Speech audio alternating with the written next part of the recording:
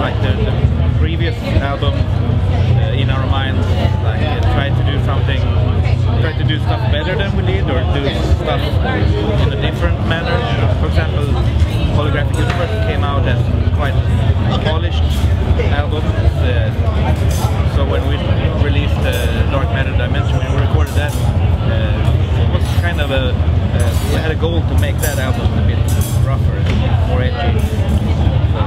So with each album you try to do something different, is that like Band Aid? Yeah, I mean, I don't think the albums are very different from each other, but yeah, that's the goal. We're writing our next album now, and try out some new stuff. You released 5 albums in the space of 6 years, and not many bands can release albums that regularly. Do you feel like you're writing all the time, or is it just that you want to put albums out as much as possible? Is it just something that you try to do? Since we don't tour as much as some other bands that are like on the road all the time, so we kind of have the time to get back in the studio, and also for writing, we don't really write, when we're on tour and in between albums. Usually when we set out to do a new album, a few weeks before starting recording, we just write a bunch of songs and that's it. So we don't plan for months ahead. We just decide, okay, in 6 weeks we will go into the studio. Let's start writing songs.